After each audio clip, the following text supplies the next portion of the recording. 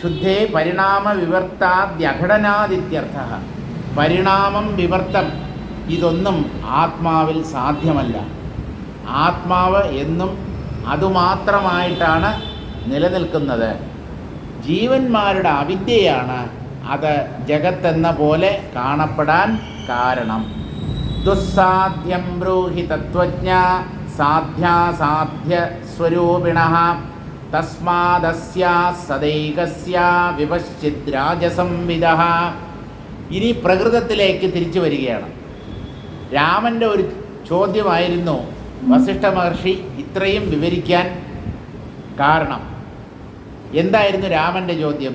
ഏകദേശഗതാ വിശ്വ വ്യാപ്യ കർമാണി കുർവതേ യോഗിനസ്ത്രിഷുകാലേഷു സർവാണി ഭഗവൻ കഥം. ഇതായിരുന്നു വസിഷ്ഠനോടുള്ള രാമൻ്റെ ചോദ്യം.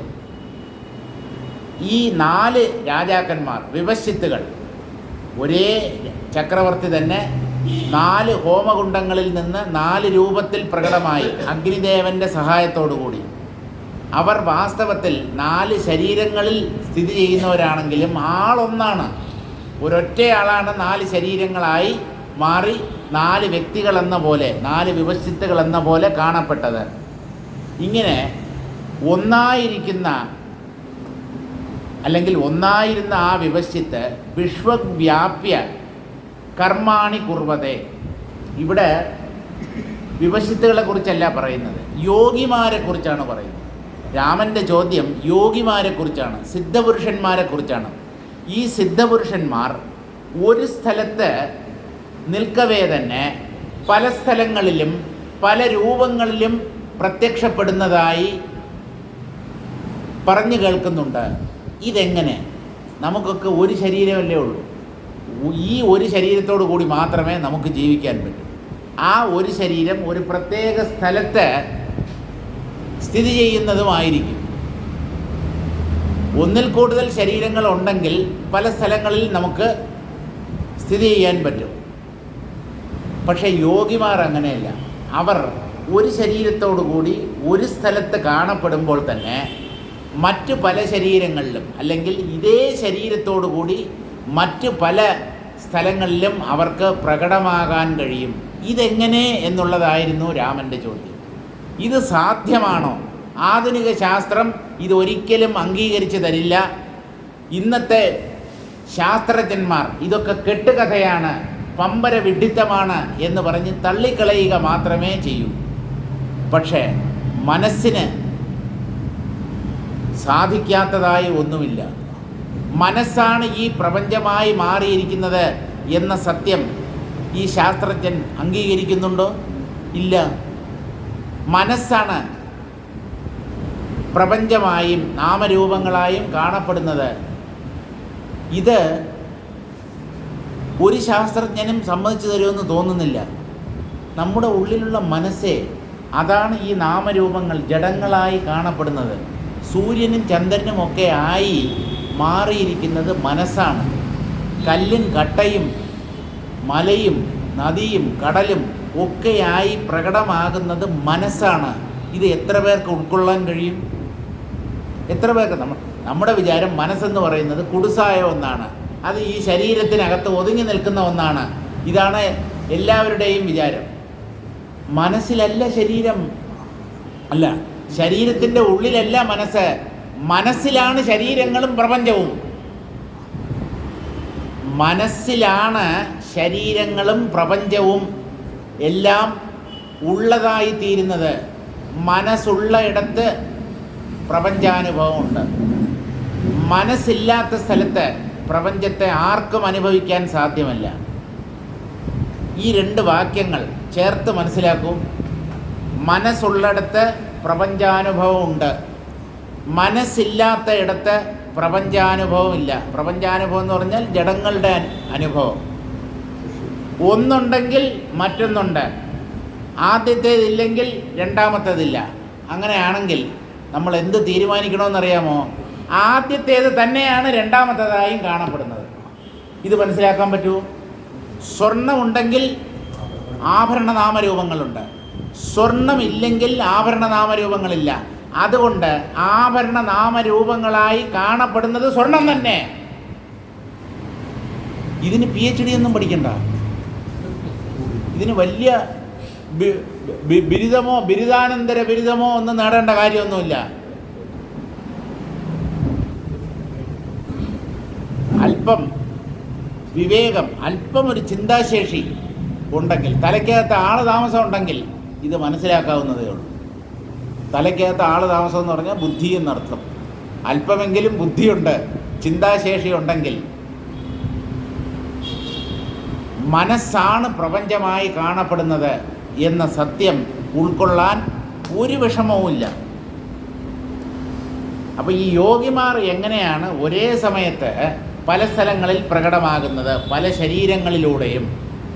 അതിന് മറുപടിയായിട്ടാണ് വസിഷ്ഠ മഹർഷി ഇത്രയും കാര്യങ്ങൾ പറഞ്ഞുകൊണ്ടുവരുന്നത്. ദുസ്സാധ്യം ബ്രൂഹി തത്വജ്ഞ, അല്ലയോ തത്വജ്ഞനായ രാമ, സാധ്യാസാധ്യ സ്വരൂപിണ. സാധ്യം അസാധ്യം, സാധ്യം എന്ന് പറഞ്ഞാൽ ഇത് സാധ്യമാണ്, അങ്ങനെ ഒരിക്കലും സംഭവിക്കില്ല, അത് അസാധ്യം. ഇങ്ങനെ നമ്മൾ തീരുമാനിക്കാറുണ്ട് കാര്യങ്ങൾ. ഒന്ന് സാധ്യമെന്നും മറ്റൊന്ന് അസാധ്യമാണെന്നും തീരുമാനിക്കാറുണ്ട്. ഈ സാധ്യമായിട്ടും അസാധ്യമായിട്ടും കാണപ്പെടുന്നത് ആത്മാവാണ്.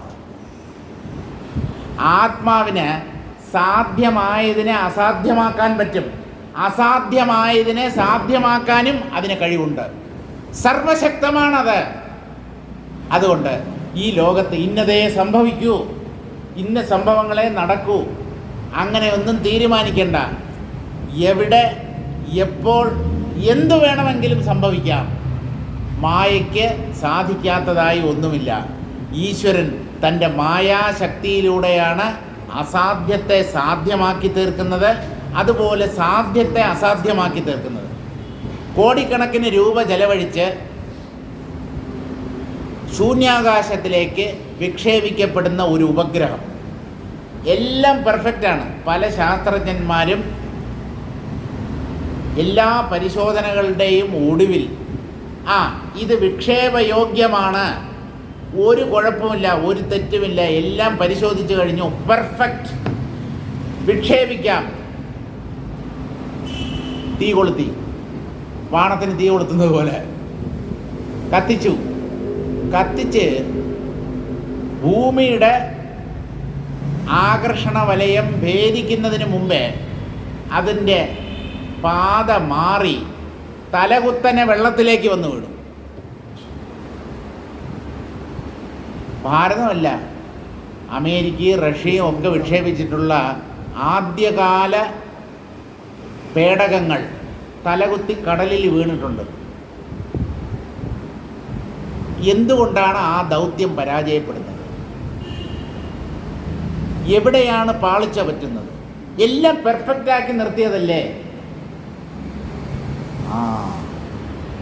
സാധ്യമാണ്, ഇത് വിജയകരമാകും, ഇത് എന്തായാലും ഇത് ഭ്രമണപഥത്തിലെത്തും എന്ന് മനുഷ്യൻ അഹങ്കരിച്ച് മതിമറന്ന് കുറേ യന്ത്രങ്ങളും ഒക്കെ വെച്ചോണ്ട്, ഞാൻ ആരെയും കുറ്റം പറയില്ല, ദയവായിട്ട് അങ്ങനെ വിചാരിക്കരുത്. ശ്രീഹരിക്കോട്ടയിലും അതുപോലെയുള്ള മറ്റ് ISROയുടെ മറ്റ് കേന്ദ്രങ്ങളിലുമൊക്കെ ഇരുന്നു കൊണ്ട് ഈ ഉപഗ്രഹത്തിൻ്റെ ഗതി നിയന്ത്രിക്കുകയും അതിനെയൊക്കെ കണ്ട് മനസ്സിലാക്കുകയും ചെയ്യുന്ന മനുഷ്യരുടെ കണക്ക് കൂട്ടലുകളെല്ലാം തെറ്റിച്ചുകൊണ്ട് ഇതെന്തുകൊണ്ട് ഈ ദൗത്യങ്ങളിൽ പലതും, അല്ലെങ്കിൽ ചില ദൗത്യങ്ങളെങ്കിലും എന്തുകൊണ്ട് പരാജയപ്പെടുന്നു? ഈശ്വര നിശ്ചയം. I don't believe in God. നിങ്ങളുടെ ബിലീഫ് ആർക്ക് വേണം? ദൈവത്തെ ഞാൻ വിശ്വസിക്കുന്നില്ല. നിങ്ങളുടെ വിശ്വാസത്തിന് ആശ്രയിച്ചല്ല ദൈവത്തിൻ്റെ നിലനിൽപ്പ്. അത് നല്ലതുപോലെ മനസ്സിലാക്കും. നിങ്ങളുടെ ഉള്ളിൽ ഞാനായി പ്രകാശിക്കുന്നത് ആ ഈശ്വരനാണ്. അദ്ദേഹത്തെ ഇല്ല എന്ന് പറഞ്ഞാൽ, ഒരു കുട്ടി പറയാണ് എനിക്ക് തന്തയില്ല, എന്നെ ജനിപ്പിച്ച ഒരാളില്ല എന്ന് പറയുന്നത് പോലെയാണ്. അത്ര വിഡ്ഢിത്തമാണ്. നീ ഒരു കുഞ്ഞാണ്, നിനക്ക് ഒരു അച്ഛനും അമ്മയും ഉണ്ട്, അവർ സംയോഗം ചെയ്തപ്പോഴാണ് നീ ജനിച്ചത്. എനിക്ക് അച്ഛനും അമ്മയും ഇല്ല എന്ന് പറയുന്നത് പോലെയാണ് ദൈവം ഇല്ല എന്ന് പറയുന്നത്. ശുംഭന്മാർ. അല്പമെങ്കിലും വിവരമുണ്ടോ? തലയ്ക്കകത്ത് ആൾ താമസമുണ്ടോ? ഒരു അറിവിൻ്റെ തരിമ്പെങ്കിലും ഉള്ള ഒരാൾ എങ്ങനെ ഈശ്വരനെ നിഷേധിക്കും? അനന്തമായി ഈ പ്രപഞ്ചത്തെ കണ്ണു തുറന്ന് നോക്കും മനുഷ്യ. ഇതൊക്കെ ഒരു ഈശ്വരൻ്റെ ശക്തിയെ കൊണ്ടല്ലാതെ ഇതൊക്കെ എങ്ങനെ തനിയെ ഉണ്ടാവും? പ്രപഞ്ചത്തെ കണ്ടിട്ട് ഈശ്വരനെ മനസ്സിലാക്കൂ. ഈ പ്രപഞ്ചം തന്നെയാണ് ഈശ്വരനുണ്ട് എന്നുള്ളതിൻ്റെ ഉത്തമ ദൃഷ്ടാന്തം. ഇവിടെയുള്ള നാമരൂപങ്ങളും മറ്റ് കാഴ്ചകളും ഒന്നും മനുഷ്യർ നിർമ്മിച്ചതല്ല, ഒക്കെ ഈശ്വരൻ്റെ സൃഷ്ടിയിൽപ്പെട്ടതാണ്. ആ സൃഷ്ടികർത്താവിനെ ഒരാൾക്ക് എങ്ങനെ നിഷേധിക്കാൻ പറ്റും? അപ്പോൾ ഈശ്വരനെ നിഷേധിക്കുന്നവൻ ഈശ്വരതത്വം എന്താണെന്ന് നേരെ മനസ്സിലാക്കാത്തവനാണ്. അല്പമെങ്കിലും ഈശ്വരതത്വം എന്താണെന്ന് ചിന്തിക്കാൻ ശ്രമിച്ചിട്ടുള്ളവന് ഈശ്വരനെ നിഷേധിക്കാൻ പറ്റില്ല. അയാൾ അമ്പലത്തിൽ പോകണം, പൂജ ചെയ്യണമെന്നൊന്നും പറയണ്ട. അതൊക്കെ നിങ്ങൾക്ക് ചെയ്യുകയോ ചെയ്യാതിരിക്കുകയോ ചെയ്യാം. പക്ഷേ അങ്ങനെ ഒരു ഈശ്വര തത്വത്തെ നിഷേധിക്കാൻ ആർക്കും പറ്റില്ല. കാരണം അദ്ദേഹത്തിൻ്റെ അല്ലെങ്കിൽ ആ തത്വത്തിൻ്റെ പ്രകടനമാണ് ഈ പ്രപഞ്ചം. അതുകൊണ്ട് അജ്ഞാനികൾ മാത്രമേ ഈശ്വര നിന്ദ ചെയ്യൂ, ഈശ്വരൻ്റെ അസ്തിത്വത്തെ ചോദ്യം ചെയ്യൂ. അറിവുള്ളവർ ഈശ്വരൻ മാത്രമേ ഉള്ളൂ, ഇനി അല്ലെങ്കിലും ഈശ്വരൻ എന്ന ഒരു തത്വമുണ്ട് എന്നെങ്കിലും അംഗീകരിക്കുക മാത്രമേ ചെയ്യൂ. ഒരു വിവേകിക്ക് ഈശ്വരൻ്റെ അസ്തിത്വത്തെ ഒരിക്കലും നിഷേധിക്കാൻ സാധ്യമല്ല. ഇപ്പോൾ രാമനോട് വസിഷ്ഠ മഹർഷി പറയുകയാണ്, ദുസ്സാധ്യം ബ്രൂഹി തത്വജ്ഞ സാധ്യാസാധ്യസ്വരൂപിണഃ. ഒന്ന് സാധ്യമാകുന്നതും അസാധ്യമാകുന്നതും ഈ സർവേശ്വരൻ്റെ കൈകളിലാണ്. ഒന്ന് ഒരിക്കലും സംഭവിക്കില്ല എന്ന് നമ്മൾ വിചാരിക്കും. അത് സംഭവിക്കുമ്പോൾ ഇങ്ങനെ സംഭവിക്കാം അല്ലേ, ഇത് തീർച്ചയായും നടക്കും, ഈ സംഭവം ഉറപ്പാണ് എന്ന് തീരുമാനിക്കുമ്പോൾ അത് പാളിപ്പോകുന്നു. ഉറപ്പായി നടക്കും എന്ന് മനുഷ്യർ കരുതുന്നതിനെ പരാജയപ്പെടുത്തുന്നതെന്ത്? ഒരിക്കലും നടക്കില്ല എന്ന് തീരുമാനിക്കുന്ന ഒന്നിനെ നടത്തി കാണിക്കുന്നതാര്? അങ്ങനെ ഒരു തത്വമുണ്ട്. അതിനെയാണ് ഈശ്വരൻ എന്ന് പറയുന്നത്. അത് അമ്പലത്തിലെ വിഗ്രഹങ്ങളിൽ മാത്രം ഒതുങ്ങി നിൽക്കുന്ന ഒന്നല്ല. അത് എങ്ങും നിറഞ്ഞു നിൽക്കുന്ന സർവവ്യാപകമായ ഒരു തത്വമാണ്. ഈ പ്രപഞ്ചമായി കാണപ്പെടുന്നത് അതാണ്. പ്രപഞ്ചത്തെ ഇല്ല എന്ന് പറയുമോ ആരെങ്കിലും? ഈശ്വരനെ നിഷേധിക്കുന്നതിന് മുമ്പ് പ്രപഞ്ചത്തെ നിങ്ങൾ നിഷേധിക്കണം. പ്രപഞ്ചമില്ല എന്ന് പറഞ്ഞിട്ട് മതി ഈശ്വരനില്ല എന്ന് പറയാൻ. പ്രപഞ്ചത്തെ ഇല്ല എന്ന് നിഷേധിക്കാൻ ആർക്കും സാധ്യമല്ലല്ലോ. ഇതൊക്കെ ഇല്ല എന്ന് പറയുമോ? ഞാനില്ല, എൻ്റെ ശരീരമില്ല, അച്ഛനില്ല, അമ്മയില്ല, ഭാര്യയില്ല, സഹോദര സഹോദരിമാരാരുമില്ല, കുഞ്ഞുങ്ങളില്ല, വസ്തുക്കളില്ല, മേശയില്ല, കസേരയില്ല, സൂര്യനില്ല, ചന്ദ്രനില്ല, ആകാശമില്ല, ഭൂമിയില്ല, ഇങ്ങനെയൊക്കെ പറഞ്ഞിട്ട് ഇതിനെയെല്ലാം നിഷേധിച്ചിട്ട് മതി ഈശ്വരനെ നിഷേധിക്കാൻ. ഇതൊക്കെ ഉണ്ട്. ഇതൊക്കെ ഉണ്ടെങ്കിൽ ഇതിനെയൊക്കെ സൃഷ്ടിച്ച ഒരു ഈശ്വരനും ഉണ്ടാവണം. അദ്ദേഹം സൃഷ്ടിച്ചോ ഇല്ലയോ എന്നുള്ളത് വേറെ കാര്യം. സൃഷ്ടിയെ കണ്ടിട്ട് സൃഷ്ടികർത്താവിനെ ഇല്ല എന്ന് പറയുന്നത് വിഡ്ഢിത്തമല്ലാതെ പിന്നെ എന്താണ്? ഒരു പ്രോഡക്റ്റ്, ഒരു കുടത്തെ നിങ്ങൾ കാണുന്നു. ഈ കുടത്തെ ഉണ്ടാക്കിയ ഒരു കൊശവൻ ഉണ്ടാവണം, അല്ലാതെ മണ്ണ് തനിയെ കുടമായി മാറുമോ? ഒരു മനോഹരമായ ചിത്രത്തെ നിങ്ങൾ കാണുന്നു. ഈ ചിത്രം വരച്ച ഒരു ചിത്രകാരൻ ഉണ്ടാവണം. അതിമനോഹരമായ ഒരു പൂന്തോട്ടത്തെ കാണുന്നു നിങ്ങൾ. നല്ല പോലെ തൂത്ത് വെടിപ്പാക്കി നട്ട് നനച്ച് നിർത്തിയിരിക്കുന്ന ഒരു പൂന്തോട്ടം. ഈ പൂന്തോട്ടത്തെ കാണുമ്പോൾ ഇതിനൊരു തോട്ടക്കാരനുണ്ട് എന്ന് ഊഹിക്കുന്നതിന് എന്താ തടസ്സം? പ്രപഞ്ചമാകുന്ന തോട്ടത്തിൻ്റെ തോട്ടക്കാരനാണ് ഈശ്വരൻ. ഒരു ഗാർഡൻ ഉണ്ടെങ്കിൽ ഗാർഡനറും ഉണ്ടാവണം. അല്ലെങ്കിൽ ഇതൊക്കെ ഇത്ര വൃത്തിയായിട്ട് അടുക്കും ചിട്ടയോടും കൂടി എങ്ങനെയാണ് നടക്കുന്നത്? ആരുടെ ശക്തിയാണ് ഇതിൻ്റെ പുറകിൽ പ്രവർത്തിക്കുന്നത്? ഈശ്വര ശക്തിയാണ്. ആ ഈശ്വരനെ നിഷേധിക്കാൻ മനുഷ്യന് അർഹതയോ അവകാശമോ ഇല്ല. He's exceeding his limits. ഈശ്വരനെ നിഷേധിക്കാൻ മനുഷ്യർക്ക് അവകാശമില്ല, ആർക്കും അവകാശമില്ല. ജീവനായി ജഗത്തായി പ്രകടമാകുന്നത് ആ ഈശ്വരനാണ്. വിഡ്ഢികൾ മാത്രമേ ഈശ്വര നിന്ദ ചെയ്യൂ. രാമനോട് ചോദിക്കുന്നു, സാധ്യവും അസാധ്യവുമായി പ്രകടമാകുന്നത് ഈ ആത്മാവാണ് രാമ. ആ സർവേശ്വരന് സാധ്യത്തെ അസാധ്യമാക്കാനോ അസാധ്യത്തെ സാധ്യമാക്കാനോ എന്താ പ്രയാസം? ഇതൊക്കെ മനുഷ്യൻ്റെ അഹങ്കാരവും ധാർഷ്ട്യവും കൊണ്ടാണ് പറയുന്നത്. ഈ രോഗം ഇറ്റ് ഈസ് ഇൻക്യൂറബിൾ. ഈ രോഗത്തിന് മരുന്നില്ല. ഈ രോഗം ആരെക്കൊണ്ടും മാറ്റാൻ പറ്റില്ല. ഒരു സിദ്ധപുരുഷൻ മിനിറ്റുകൾക്കുള്ളിൽ ആ രോഗത്തെ മാറ്റിയെന്ന് വരാം. അദ്ദേഹത്തിൻ്റെ കയ്യിൽ എന്തായിരുന്നു? ഒരു നുള്ളു ഭസ്മം കഴിച്ചു, ബുദ്ധിമുട്ടൊക്കെ നീങ്ങി. സ്വാമി ആ ഒരു നുള്ളു ഭസ്മം എടുത്തല്ലോ, ആ ഭസ്മത്തിൽ ഒരു നുള്ളു ഞങ്ങൾക്ക് തരും, ഞങ്ങൾ ലാബിൽ കൊണ്ടുപോയി പരിശോധിക്കാം. ലാബിൽ കൊണ്ടുപോയി കഴിഞ്ഞാൽ ഒന്നും കിട്ടത്തില്ല നിങ്ങൾക്ക്. ആ ഭസ്മത്തിലല്ല, ആ ഭസ്മത്തിൽ യോഗിയുടെ ജീവശക്തി ആവാഹിക്കപ്പെട്ടിരിക്കുന്നു. അതാണ് രോഗം മാറ്റിയത്. ആ ഭസ്മം എന്ന് പറയുന്നത് വെറും ഒരു നിമിത്തം മാത്രം. ശക്തിയെ നേരിട്ട് ഒരാളുടെ ഉള്ളിൽ പ്രവേശിപ്പിക്കാൻ ചിലർക്ക് പറ്റും. സാധാരണ അവർ ചെയ്യുന്നത് ഏതെങ്കിലും ഭക്ഷ്യപദാർത്ഥങ്ങളിലൂടെയോ അല്ലെങ്കിൽ ഭസ്മം തുടങ്ങിയ വസ്തുക്കളിലൂടെ അവരുടെ ആ ജീവചൈതന്യത്തെ അതിൽ നിവേശിപ്പിച്ച് ഒരാളുടെ ഉള്ളിലേക്ക് അതിനെ കടത്തിവിടുമ്പോൾ അയാളുടെ ബുദ്ധിമുട്ടോ രോഗമോ ഒക്കെ മാറുന്നു.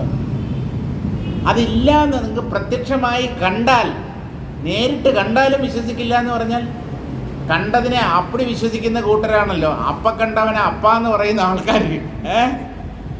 ഇതൊക്കെ നേരിട്ട് കണ്ടാലും അവരെന്തുകൊണ്ട് വിശ്വസിക്കാൻ തയ്യാറാവുന്നില്ല? അപ്പോഴവർ പറയുന്നതെന്നോ മാജിക്, ഇന്ദ്രജാലം. അത് ആ സ്വാമി ചുമ്മാ ഇവർ തമ്മിലുള്ള ഒത്തുകളിയാണെന്ന്. ഒരു സിൻഡിക്കേറ്റാണ് ഇവർ. ഈ ശിഷ്യനും ആ സ്വാമിയും.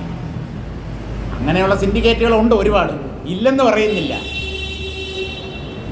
പക്ഷേ ഒരു പരിചയവുമില്ലാത്ത ഒരാൾ ഒരു സിദ്ധപുരുഷൻ്റെ കയ്യിൽ നിന്നും അല്പം ഭസ്മമോ അല്ലെങ്കിൽ അതുപോലെയുള്ള വേറെ ഏതെങ്കിലും വസ്തുവോ കഴിച്ചിട്ട് അയാളുടെ രോഗം മാറുന്നു എന്ന് പറഞ്ഞാൽ അതിന് നമുക്ക് എങ്ങനെ വിശ്വസിക്കാതിരിക്കാൻ പറ്റും? നിങ്ങൾ വേണമെങ്കിൽ ലാബിൽ ചെന്ന് അല്ലെങ്കിൽ സ്കാൻ എടുത്ത് നോക്കിക്കോളൂ. നേരത്തെ ഉണ്ടായിരുന്ന ആ അസുഖം അവിടെ ഇല്ല. എവിടെ പോയി? അതാണ് പറഞ്ഞത്, സാധ്യത്തെ അസാധ്യമാക്കി തീർക്കുന്നതും അസാധ്യത്തെ സാധ്യമാക്കി തീർക്കുന്നതും ഈ ആത്മാവാണ്. ആ സർവേശ്വരന് പറ്റാത്തത് എന്തെങ്കിലും ഉണ്ടോ? എൻ്റെ പൊന്നു രാമ, നീ ഒന്ന് പറ. ഇനിയും എന്നോട് പറ. അല്ലേ? പ്രോഗ്രാം കാണാറുണ്ടോ? വൈകുന്നേരം 5:30. അല്ല, ഇനി എന്നോട് പറയാന്നല്ലേ? എങ്കിലേ എന്നോട് പറ. ഇതൊക്കെ ഞാൻ വല്ലപ്പോഴേ കാണാറുള്ളൂ. ഇടയ്ക്ക് അങ്ങോട്ടും ഇങ്ങോട്ടും പോകുമ്പോൾ ഒന്ന് കാണും. എങ്കിലേ എന്നോട് പറ.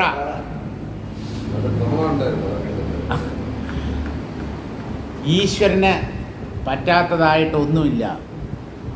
ദുസ്സാധ്യം ബ്രൂഹി തത്വജ്ഞ സാധ്യാസാധ്യ സ്വരൂപിണഃ തസ്മാദസ്യാ സദൈകസ്യ വിപശ്ചിത് രാജസംവിദഃ.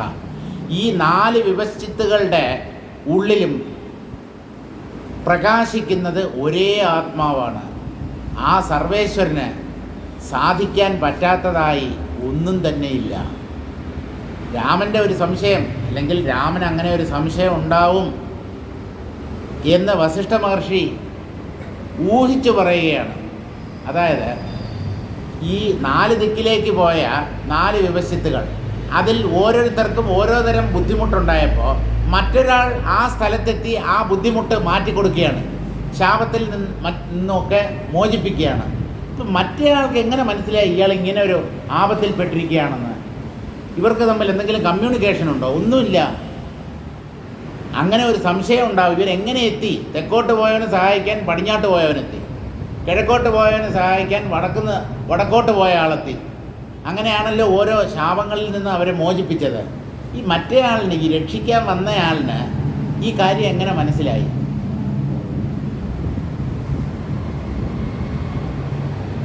ചിത്തിന് സാധിക്കാൻ പറ്റാത്തതായി ഒന്നുമില്ല. ഒരേ ചിത്ത് തന്നെയാണ് സകല ശരീരങ്ങളിലും പ്രകാശിക്കുന്നത്. ആ ചിത്തിനെ അറിഞ്ഞ് അത് ഞാനാണ് എന്ന അറിവ് നേടിയ ഒരു വ്യക്തിക്ക് അസാധ്യമായിട്ട് ഒന്നുമില്ല. അങ്ങനെയാണ് ഈ ജ്ഞാനികൾ പല അത്ഭുത സിദ്ധികളും ലോകത്ത് പ്രദർശിപ്പിച്ചിട്ടുള്ളത്. എല്ലാവരും ഒന്നും സിദ്ധി പ്രദർശിപ്പിച്ചിട്ടില്ല, പക്ഷേ അങ്ങനെ പല സിദ്ധികളും പ്രകടിപ്പിച്ചിട്ടുള്ള ജ്ഞാനികൾ എത്രയോ പേരുണ്ട്. അങ്ങനെയുള്ള ആളുകളുടെ ചരിത്രം നമുക്ക് വായിക്കാൻ കഴിയും. അപ്പോൾ ദുസ്സാധ്യം എന്നുള്ളത് ഈ ആത്മാവിനില്ല. തസ്മാദസ്യ സദൈകസ്യ വിവശ്ചിത് രാജസംവിധ. ഒരേ ചൈതന്യം തന്നെയാണ് 4 വിവശ്ചിത്തുകളായി മാറിയത്. അതുകൊണ്ട് ഒരാൾക്ക് എന്തെങ്കിലും അപകടം പിണയുമ്പോൾ മറ്റൊരു ശരീരത്തിലിരിക്കുന്ന ഇയാളുടെ തന്നെ ചിദംശം അത് മനസ്സിലാക്കുകയും ആദ്യത്തെ ആളിനെ രക്ഷിക്കാനായി അല്ലെങ്കിൽ മോചിപ്പിക്കാനായി ഓടിയെത്തുകയും ചെയ്യും. ഇതിൽ ഒരത്ഭുതവുമില്ല. സാധ്യാസാധ്യസ്വരൂപിണ ശബളസ്യ ദുസ്സാധ്യം കിം. ഒന്നിനെ സാധിപ്പിക്കുന്നതും സാധ്യമായ ഒന്നിനെ അസാധ്യമാക്കി തീർക്കുന്നതും മായയാണ്. മായയ്ക്ക് പറ്റാത്തതായി ഒന്നുമില്ല. അഘടിത ഘടനാ പടീയസി മായ. ഒരിക്കലും തമ്മിൽ ചേരാത്തതിനെ ചേർത്ത് നിർത്താനുള്ള കഴിവ് മായയ്ക്കുണ്ട്. ഒരിക്കലും ചേരില്ല എന്ന് നമ്മൾ തീരുമാനിക്കുന്ന അല്ലെങ്കിൽ വിചാരിക്കുന്ന രണ്ടിനെയും മായ വിചാരിച്ചാൽ ചേർത്ത് നിർത്താൻ പറ്റും. ഇത് രണ്ടും നല്ല ഇണക്കത്തിലാണ്, നല്ല പൊരുത്തമാണ്. 10 പൊരുത്തങ്ങളിൽ 10ഉം യോജിക്കുന്നു. കല്യാണം നടത്താം, 3ാമത്തെ ദിവസം അടിച്ച് പിരിഞ്ച്. അല്ല, ഇത് ജ്യോതിഷശാസ്ത്രത്തിൻ്റെ കുറ്റമാണോ? അല്ല. അല്ലെങ്കിൽ ഈ പൊരുത്തം ഉണ്ടെന്ന് പറഞ്ഞ ജ്യോത്സ്യൻ്റെ കുറ്റമാണോ? അതുമല്ല. അവർ പിരിയുക എന്നുള്ളത് ഈശ്വര നിശ്ചയം. അല്ല, അതിനെ എന്തുകൊണ്ട് ജ്യോതിശാസ്ത്രത്തിന് അല്ലെങ്കിൽ ജ്യോതിഷത്തിന് കണ്ടെത്താൻ പറ്റിയില്ല? പൊരുത്തമുള്ളവർ എങ്ങനെയാണ് പിരിയുക? ഒന്നും ചോദിക്കരുത്, ദയവ് ചെയ്ത് ഒന്നും ചോദിക്കരുത്. തമ്മിൽ കണ്ട് ഇഷ്ടപ്പെട്ട് പ്രേമിച്ച് പല കൊല്ലം പ്രേമിച്ച് പ്രേമം അസ്ഥിക്ക് പിടിച്ച് കെട്ടിയവരുണ്ട്. ചേർന്ന് ജീവിച്ച് കുറച്ച് ദിവസം കഴിയുന്നതിനിടയ്ക്ക് രണ്ടുപേരും അവരവരുടെ വഴിക്ക് പോയി. എന്തുകൊണ്ട്? അല്ല, അത് മനുഷ്യരിഷ്ടപ്പെടുന്നത്. അവർ ചേർന്ന് നിന്നപ്പോൾ അവർക്ക് പൊരുത്തപ്പെടാൻ പറ്റില്ല എന്ന് മനസ്സിലായി. പക്ഷേ ജ്യോതിഷ ശാസ്ത്രം ഉണ്ടല്ലോ, അത് ശാസ്ത്രമല്ലേ? ശാസ്ത്രത്തിന് തെറ്റുപറ്റുമോ? പണ്ടൊരു സിനിമ വന്നിട്ടുണ്ട്, ശാസ്ത്രം ജയിച്ചു മനുഷ്യൻ തോറ്റു. ശാസ്ത്രത്തിനും തോൽവി സംഭവിക്കാം. കാരണം ഇത് മായയാണ്. ഈ ശാസ്ത്രങ്ങളെല്ലാം മായയ്ക്കകത്താണ്. വേദാന്ത ശാസ്ത്രം പോലും മായയുടെ ഉള്ളിലാണ്. പക്ഷേ ആ ശാസ്ത്രം പ്രതിപാദിക്കുന്ന ബ്രഹ്മം മായയ്ക്കപ്പുറത്താണ്. ശാസ്ത്രങ്ങൾ, വാക്കുകൾ, ആശയങ്ങൾ, വിചാരങ്ങൾ, അഭിപ്രായങ്ങൾ ഇതെല്ലാം മായയുടെ ഉള്ളിലാണ്. അവിടെ തെറ്റ് സംഭവിക്കാം, പാളിച്ചകൾ സംഭവിക്കാം. എന്നാലും ശാസ്ത്രം എന്ന് പറയുമ്പോൾ ആ ശാസ്ത്രം മിക്കവാറും ശരിയായിരിക്കും. 100% ശരിയായ ഒരു ശാസ്ത്രവും ഇന്നേ വരെ ഉണ്ടായിട്ടില്ല. ഒരു ശാസ്ത്രവും ഒരാളുടെ ജീവിതത്തിൽ എന്തെന്തൊക്കെ സംഭവിക്കും എന്ന് കൃത്യമായിട്ട് ഒരു ജ്യോതിശാസ്ത്രത്തിനും ഒരു ജ്യോതിഷത്തിനും തീരുമാനിക്കാൻ പറ്റില്ല.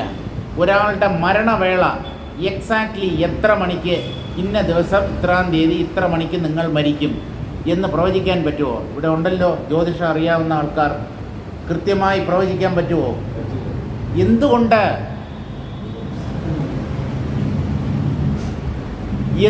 പറ്റാത്തത്? അത് ശാസ്ത്രം അല്ലാത്തതായതുകൊണ്ടല്ല, അത് ശാസ്ത്രം തന്നെയാണ്.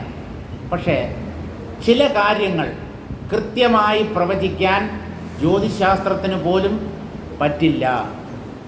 അപ്പോൾ ശാസ്ത്രങ്ങളെന്ന് പറഞ്ഞാൽ പരിമിതിയുണ്ട്. കാരണം ഈ ശാസ്ത്ര തത്വങ്ങൾ മനുഷ്യ ബുദ്ധിയിൽ നിന്ന് ആവിർഭവിച്ചവയാണ്.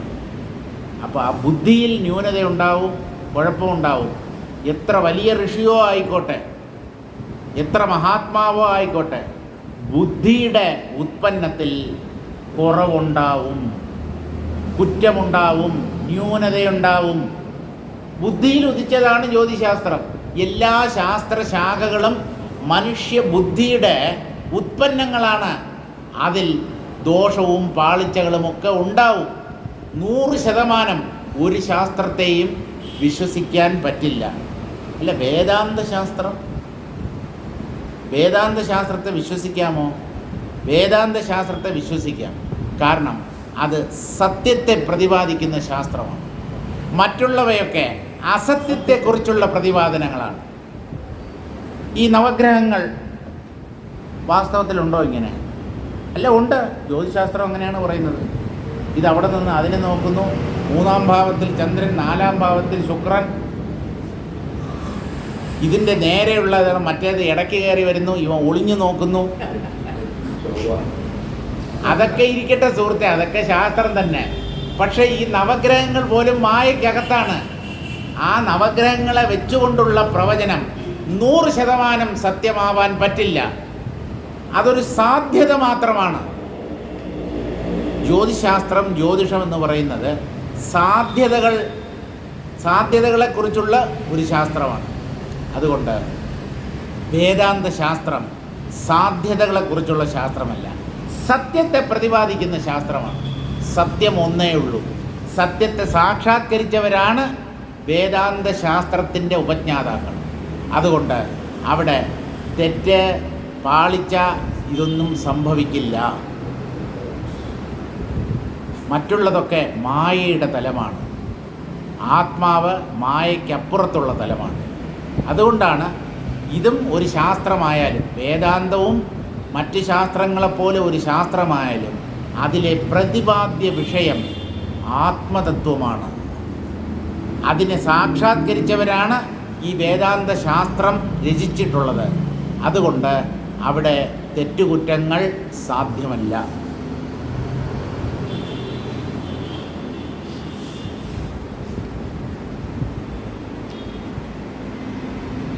സാധ്യാസാധ്യസ്വരൂപിണഃ ശവളസ്യ ദുസ്സാധ്യം കിം.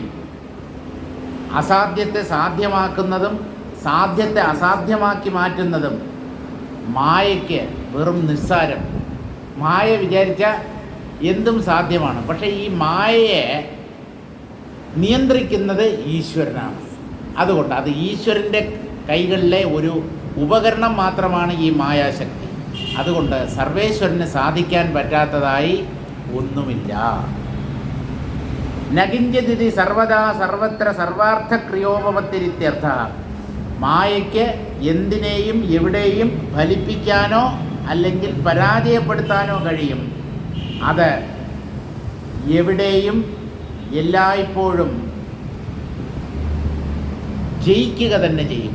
മായ ജയിക്കുന്നു എന്ന് പറഞ്ഞാൽ ഈശ്വരൻ ജയിക്കുന്നു എന്നാണ് അർത്ഥം. കാരണം ഈശ്വര ശക്തിയാണ് ഈ മായ. അതുകൊണ്ട് സർവാർത്ഥ ക്രിയോപപത്തി, എന്തിനേയും ഫലിപ്പിക്കാൻ ഉള്ള കഴിവ് സർവേശ്വരനുണ്ട്, അല്ലെങ്കിൽ ഈശ്വര ശക്തിയായ മായയ്ക്കുണ്ട്. അതുകൊണ്ട് ഒരാളുടെ അപകടം, ഒരാൾ ഏതപകടത്തിൽപ്പെട്ടിരിക്കുന്നു എന്നുള്ള കാര്യം മറ്റൊരാൾ എങ്ങനെ മനസ്സിലാക്കി, അയാളെങ്ങനെ ഇവിടെ എത്തിച്ചേർന്നു, ഇയാളെ എങ്ങനെയാണ് ആ വിഷമഘട്ടത്തിൽ നിന്നും കരകയറ്റിയത്, ഇതൊന്നും ചോദിക്കണ്ട. ആത്മാവിന് സാധിക്കാത്തതായി ഒന്നുമില്ല. പ്രബോധമനുഗച്ഛന്ത്യ അപ്രാപ്തായാഃ പരം പദം ഏകസ്യാ അപ്യനേകസ്യാ സർവം സർവത്ര യുജ്യതേ. വസിഷ്ഠ മഹർഷിയുടെ കണ്ടെത്തലുകളാണ് ഈ യോഗവാസിഷ്ഠം എന്ന് പറയുന്നത്. വസിഷ്ഠ മഹർഷി രാമനെ ഉപദേശിക്കുന്നതാണെങ്കിലും ഇതിൻ്റെ രചയിതാവ് വാൽമീകി മഹർഷിയാണ്. അപ്പോൾ ഇത് വാസ്തവത്തിൽ വാൽമീകി മഹർഷിയുടെ കണ്ടെത്തലാണ്. എന്താ അദ്ദേഹം പറയുന്നത്? പ്രബോധമനുഗച്ഛന്ത്യ അപ്രാപ്തായാഃ പരംപദം. പരമപദത്തെ പ്രാപിക്കാത്ത സൂക്ഷ്മബുദ്ധി. പരമപദത്തെ പ്രാപിച്ചാൽ പിന്നെ പ്രശ്നമൊന്നുമില്ല. പരമപദത്തെ ലക്ഷ്യമാക്കി മുന്നോട്ട് പോകുന്ന അതിസൂക്ഷ്മവും പവിത്രവുമായ ബുദ്ധി ആ പരമപദത്തിൽ എത്താതെ ഇടയ്ക്ക് നിന്നു പോകുമ്പോൾ ആ ബുദ്ധിക്ക് എന്തും ഫലിപ്പിക്കാനുള്ള കഴിവുണ്ടാകും. ആത്മാവിനെ സാക്ഷാത്കരിച്ചാലേ ഈ സിദ്ധികൾ നേടാൻ കഴിയൂ എന്നില്ല. ആത്മസാക്ഷാത്കാരം നേടാതെ തന്നെ ആത്മാവിനെ ലക്ഷ്യമാക്കി മനസ്സിനെ ഏകാഗ്രപ്പെടുത്തി മനസ്സിനെ പവിത്രമാക്കി സങ്കല്പങ്ങളെ ഉപശമിപ്പിച്ച് മുമ്പോട്ട് പോകുന്ന ഒരു യോഗിക്ക് തന്നെ ഇങ്ങനെയുള്ള സിദ്ധികൾ നേടാൻ കഴിയും. അദ്ദേഹത്തിന് സാധിക്കാൻ പറ്റാത്തതായി ഒന്നുമില്ല. വിശ്വാമിത്രൻ ഒരു സ്വർഗത്തെ തന്നെ ത്രിശങ്കുവിന് വേണ്ടി നിർമ്മിച്ചു കൊടുത്തു എന്നാണ്. ഒരു സ്വർഗത്തെ എന്ന് പറഞ്ഞാൽ ശരിക്കുള്ള സ്വർഗത്തിൽ എന്തൊക്കെയുണ്ടോ, കാമധേനു, കൽപ്പവൃക്ഷം, ചിന്താമണി രത്നം, പിന്നെ ഉർവശി, മേനക, രംഭ, തിലോത്തമ തുടങ്ങിയവർ, ഇങ്ങനെയുള്ള എല്ലാം ഉൾക്കൊള്ളുന്ന ഒരു സ്വർഗത്തെ വിശ്വാമിത്രൻ എന്ന ഒരു ഋഷിക്ക് സൃഷ്ടിക്കാൻ കഴിഞ്ഞു എന്ന് പറഞ്ഞാൽ അദ്ദേഹം ഈശ്വര തുല്യനല്ലാതെ വേറെ ആരാകാൻ പറ്റും? ആ സ്വർഗം കൊണ്ട് വിശ്വാമിത്ര മഹർഷിക്ക് ഒന്നും നേടാനില്ല. അവിടെയുള്ള എന്തെങ്കിലും ഒന്ന് അനുഭവിക്കണം എന്നുള്ള ആഗ്രഹം അദ്ദേഹത്തിനില്ല. അങ്ങനെ ഒരാഗ്രഹം അദ്ദേഹത്തിനുണ്ടായിരുന്നെങ്കിൽ അദ്ദേഹത്തിന് സ്വർഗത്തെ സൃഷ്ടിക്കാൻ കഴിയില്ലായിരുന്നു.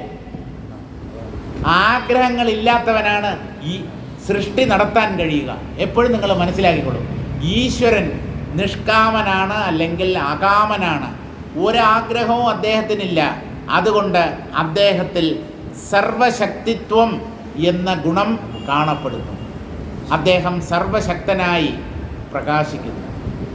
നമുക്കൊക്കെ പല ആഗ്രഹങ്ങളുമുണ്ട്, നിക്ഷിപ്ത താല്പര്യങ്ങളുണ്ട് നമുക്ക്. അതുകൊണ്ട് നമുക്ക് സൃഷ്ടിക്കാനുള്ള കഴിവില്ല. ഒന്നോ രണ്ടോ കുട്ടികളെ സൃഷ്ടിക്കാവുന്നതല്ലാതെ അല്ലാതെ പ്രപഞ്ചത്തെ സൃഷ്ടിക്കാനോ സ്വർഗ നരകങ്ങളെ സൃഷ്ടിക്കാനോ ഉള്ള കഴിവ് സാധാരണ മനുഷ്യർക്കില്ല. ഒന്ന് രണ്ട് ജഡശരീരങ്ങളെ സൃഷ്ടിക്കാം, അതിൽ കവിഞ്ഞ് ഒന്നുമില്ല. പ്രബോധമനുഗച്ഛന്ത്യ, പ്രബോധത്തെ പ്രാപിക്കുന്ന എന്ന് പറഞ്ഞാൽ സൂക്ഷ്മമായ തലങ്ങളിൽ കടന്നു ചെന്ന് പലതിനെയും കുറിച്ച് അറിയാൻ ശക്തിയുള്ള ഒരു മനുഷ്യബുദ്ധി പരമപദത്തെ സാക്ഷാത്കരിക്കുന്നതിന് മുമ്പ് അഥവാ ആത്മജ്ഞാനം നേടുന്നതിന് മുമ്പ് ആ ബുദ്ധിക്ക് എന്തിനേയും എവിടെയും സൃഷ്ടിക്കാൻ കഴിയും. ആ ബുദ്ധിക്ക് സാധ്യമാകാത്തതായിട്ടൊന്നുമില്ല. അപ്പോൾ പ്രപഞ്ചത്തെപ്പോലും സൃഷ്ടിക്കാൻ കഴിവുള്ള യോഗിയുടെ ബുദ്ധിക്ക് ആത്മതത്വത്തെ കാണാൻ കഴിയുന്നില്ല എന്ന് പറഞ്ഞാൽ അതിനേക്കാളും മഹത്തായ ഒന്ന് നല്ലേ മനസ്സിലാക്കേണ്ടത്. സൃഷ്ടിക്കാൻ പോലും കഴിവുണ്ട്, പക്ഷേ ആത്മാവിനെ കണ്ടെത്താൻ കഴിയുന്നില്ല. അതുകൊണ്ടാണ് അത് വളരെ വിരളമായ ഒന്നാണ്. ആത്മജ്ഞാനം എന്ന് പറയുന്നത് അത്യപൂർവമാണ് എന്ന് ശാസ്ത്രങ്ങൾ പറയുന്നത് അതുകൊണ്ടാണ്. നിങ്ങൾക്ക് അഷ്ടമഹാസിദ്ധികളെപ്പോലും നേടാൻ പറ്റും. അതൊക്കെ മനസ്സിൻ്റെ തലമാണ്. മനസ്സിൻ്റെ തലത്തിനപ്പുറമാണ് ആത്മതലം. ആ ആത്മജ്ഞാനം നേടുക എന്ന് പറഞ്ഞാൽ അതിനേക്കാളും വലിയ ഒരു സിദ്ധിയില്ല. ആത്മജ്ഞാനിയാണ് ഏറ്റവും വലിയ സിദ്ധൻ. മറ്റ് യോഗിമാർ അല്ലെങ്കിൽ സിദ്ധപുരുഷന്മാർ അവർ ജ്ഞാനം നേടാത്തവരാണെങ്കിൽ അവർ താഴേക്കിടയിലുള്ളവർ തന്നെയാണ്. ആത്മജ്ഞാനിക്ക് സിദ്ധി കൊണ്ട് ഒന്നും നേടാനില്ല. അദ്ദേഹത്തിന് വേണമെങ്കിൽ സിദ്ധികളെ പ്രദർശിപ്പിക്കാം, വേണ്ടെങ്കിൽ വേണ്ട. ചിലരുടെ പ്രാരബ്ധമാണ് ഈ സിദ്ധികളെ പ്രകടിപ്പിക്കുക എന്നുള്ളത്. അതവരുടെ പ്രാരബ്ധത്തിൽപ്പെട്ടതാണ്. യേശു ക്രിസ്തു 5 അപ്പം കൊണ്ട് 5000 പേരെ തീറ്റിച്ചു. 5 അപ്പം കൊണ്ട് 5000 പേരുടെ വയറ് നിറച്ചു. അതൊരു സിദ്ധിയാണ്. നമുക്ക് 10 അപ്പം തിന്നാലും വയറ് നിറയുന്നില്ല. ഒരാളുടെ വയറ് നിറയ്ക്കാൻ നമുക്ക് പറ്റുന്നില്ല. ക്രിസ്തുദേവൻ 5 അപ്പം കൊണ്ട് 5000 പേരെ അതുപോലെ വെള്ളത്തിനെ വീഞ്ഞാക്കി മാറ്റി, പച്ചവെള്ളം വീഞ്ഞാക്കി മാറ്റി. അദ്ദേഹം ഒന്നാം തരം യോഗിയായിരുന്നു, അതിന് ഒരു സംശയവുമില്ല. ജ്ഞാനിയായിരുന്നോ എന്ന് ചോദിച്ചാൽ ജ്ഞാനിയല്ല.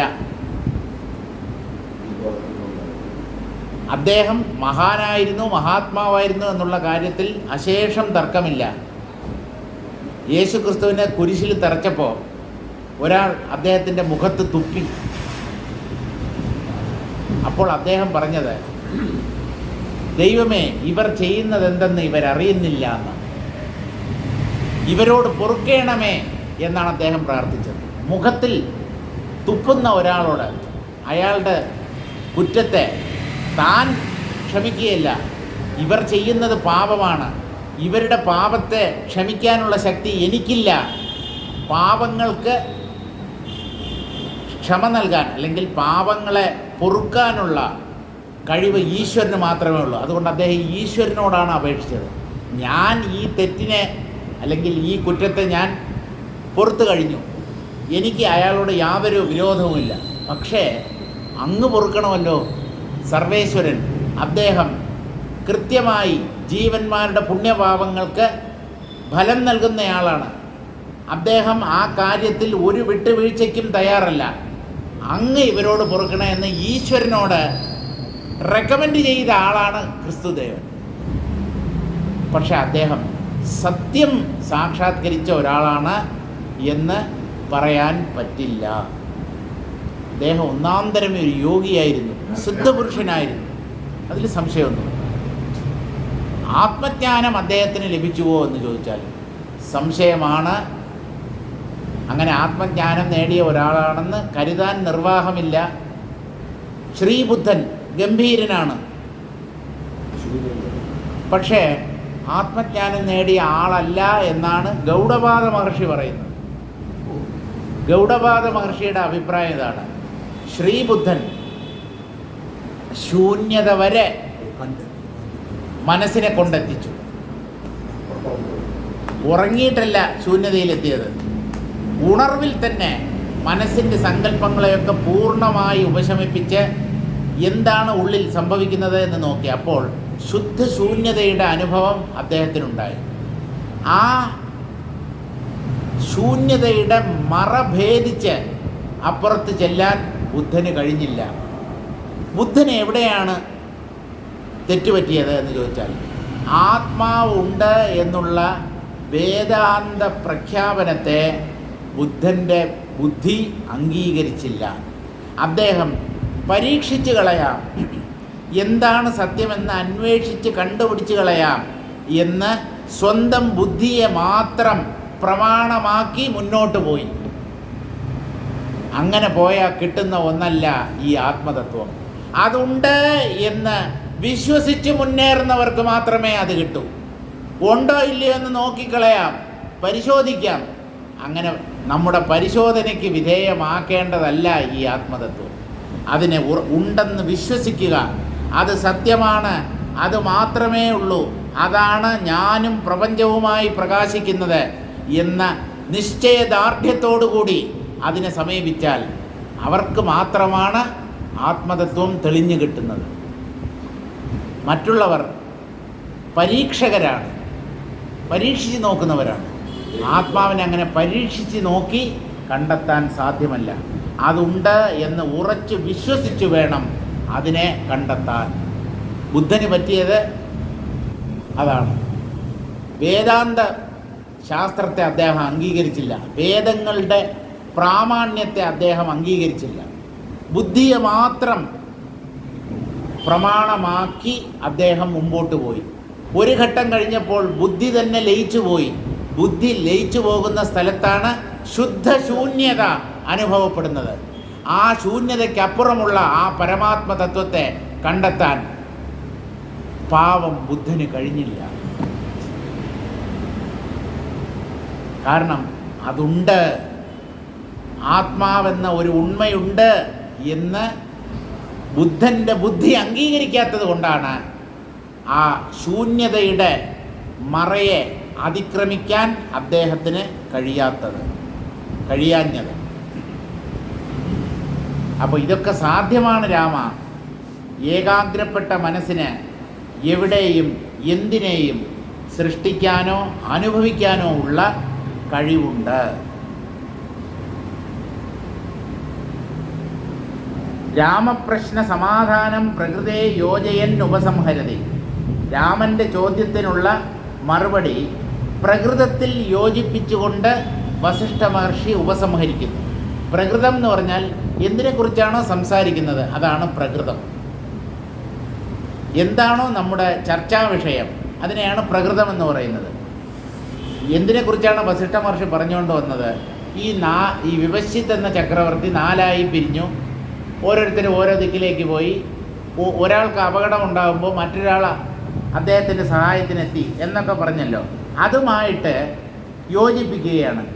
ഈശ്വരചിത ഏവോപാധിഭേദേ വിവശ്ചിതാദി ജീവത്വാത് ഏകസ്യാ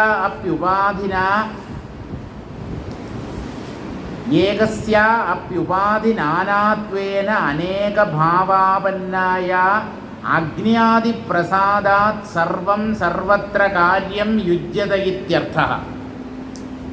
ചിത്താണ് എല്ലാമായി തീർന്നിരിക്കുന്നത്. ചിത്തല്ലാതെ ഇവിടെ വേറൊന്നുമില്ല.